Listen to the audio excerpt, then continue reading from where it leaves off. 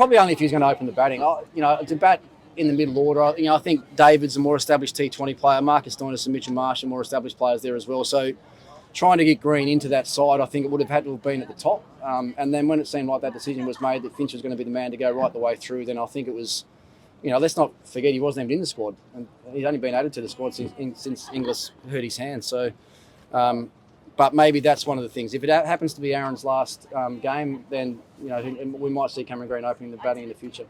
Yeah, look, I don't know what his plans are there.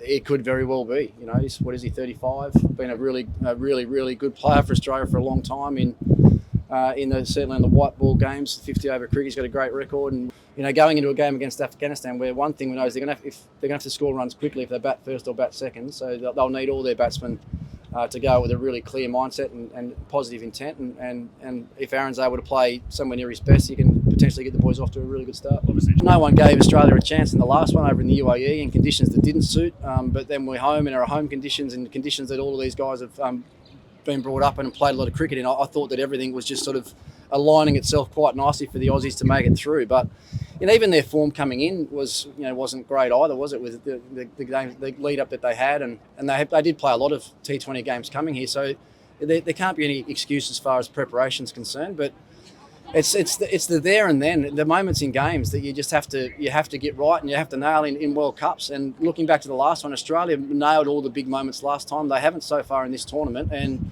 that's quite often the difference. The T20 game is probably an underrated game as far as how much tactics and preparation goes into just getting every ball right. You have to get every ball in every contest right, because a lot of these games are decided by less than one boundary. So if you make a mistake here and there, and you bowl one bad ball or one bad shot selection or one drop catch, that can be the difference in the games. And I think Australia have just been that little bit off in probably all departments, to be honest. They've been a little bit sloppy in the field. A lot of their bowling hasn't been great, and their batters probably haven't scored the runs that they should have either, particularly probably at the top of the order. So if they don't make it through, they'll obviously only have themselves to blame. But I don't think there's many things they could have done differently so far. There's a bit of talk about Finch's spot, I guess, coming into the tournament, but that seemed to me that had been decided that he's going to play right the way through anyway. So we'll wait and see what they do in this last game, because if they do have to, well, we know they're going to have to win and win well. So they might think about making some changes there, with maybe putting an all-rounder in, taking one of the quicks out, or playing Cameron Green, leaving a spinner out, something like that. That gives it a little bit more firepower with the bat.